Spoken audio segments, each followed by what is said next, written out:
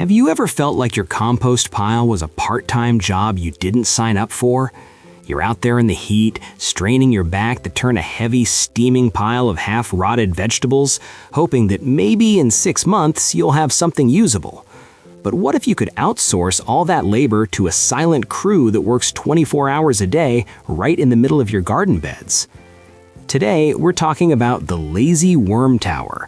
It's an invisible nutrient engine that costs exactly $0 to build, requires almost no maintenance, and delivers black gold directly to your plant's roots. If you're ready to stop working for your compost and start letting your compost work for you, let's dive in. Most of us were taught that composting happens in a big heap in the far corner of the yard. We pile up greens and browns, we water it, and then we face the composter's struggle. If you don't turn it enough, it goes anaerobic and starts smelling like rotten eggs or ammonia. If it's too dry, the microbes die and nothing happens. It's a constant balancing act. And even when you get it right, you still have to shovel that finished compost and haul it all the way back to your garden. This is where the permaculture mindset changes everything. Why move the waste to a pile just to move the finished product back to the plant? The worm tower uses a technique called in-situ, or in-garden composting. Instead of a distant heap, we bring the decomposition process directly to the roots of your heaviest feeders, your tomatoes, your squash, and your perennial beds. To get started, you don't need a fancy motorized tumbler. All you need is a repurposed 5-gallon plastic bucket or a length of 4 to 6 inch wide PVC pipe. If you have an old bucket in the garage with a cracked handle, it's perfect for this. The first step is to grab your drill. You're going to drill a series of half-inch holes around the sides of the lower 2/3 of the container. If you're using a bucket, make sure to drill holes in the bottom too. These holes are essentially worm doors. They allow your subterranean crew to exit the tower, travel into the surrounding soil to deposit nutrient-rich castings, and then return to the tower when they're hungry for more scraps. You're essentially creating a fertility radius around the tower that can span several feet, and you won't have to move a single shovel of dirt to make it happen. Now, here is a mistake that kills many home worm bins, placing them on top of the ground. If you leave a plastic bin sitting on bricks in the summer sun, you're essentially cooking your worm colony. But by burying your tower in the earth with only the top 3 to 5 inches and the lid above the soil line, the ground acts as a natural insulator. It keeps the worms cool in the summer and protects them from freezing in the winter. It's a stable, dark environment that mimics exactly where these creatures want to be. Now let's talk about the crew. This is the one place where you might spend a little money if you don't already have them. You want red wigglers, specifically Eisenia fetida. I often see gardeners try to use regular earthworms from their yard, but that's a recipe for disappointment. Common earthworms are deep burrowers. They want to move vertically through feet of soil. Red wigglers, however, are surface dwellers. They naturally live in leaf litter and compost, making them perfectly suited for the food-rich environment inside your tower. For about $20 online, you can get a tub of 300 employees who never take a day off.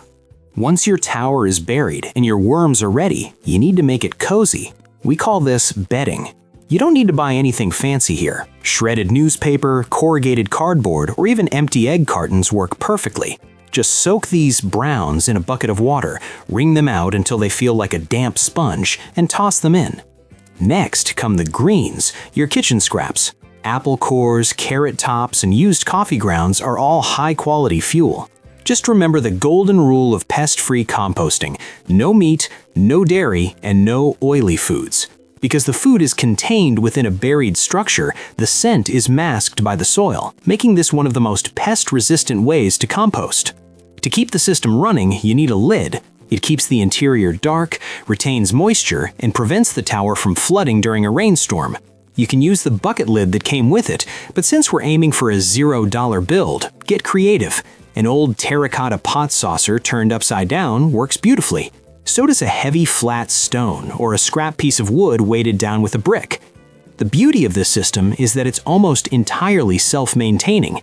If the tower starts to smell a little sour, it usually means it's too wet or you're overfeeding. The fix is simple. Just add more dry shredded paper to balance the moisture. In the heat of summer, if the bedding feels dry, give it a quick spritz with the garden hose. That's it. No pitchforks, no heavy lifting. But how do you actually get the compost out? Well, the most lazy way is to let the worms do the work for you. They carry the nutrients out into the soil as they move. However, if you want that concentrated black gold for your potted plants or a new seedling, there's a clever trick to harvest it without touching a single worm. Simply stop feeding the tower for about 2 weeks, then place a handful of fresh, delicious scraps at the very top. The worms will migrate upward toward the new food, leaving the finished, nutrient-dense castings at the bottom and middle sections. You can then scoop out that pure fertility and use it wherever your garden needs it most. In most climates, this system is a permanent fixture. As the winter hits, the worms will naturally move below the frost line in the soil and wait for spring. If you live in an extremely cold region, you can just mulch heavily over the top of the tower to give them that extra layer of warmth. The lazy worm tower is a perfect example of permaculture wisdom. It solves the problem of waste, reduces labor, and increases the health of your soil all at once. It turns your morning coffee grounds and vegetable peels into a powerhouse of minerals that are immediately bioavailable to your plants. So before you throw away that old cracked bucket or those Amazon boxes, consider building a tower. It's a small weekend project that pays dividends in every single harvest. If you want more tips on how to turn your backyard into a self-sustaining ecosystem without breaking your back or your bank account, make sure to hit that subscribe button.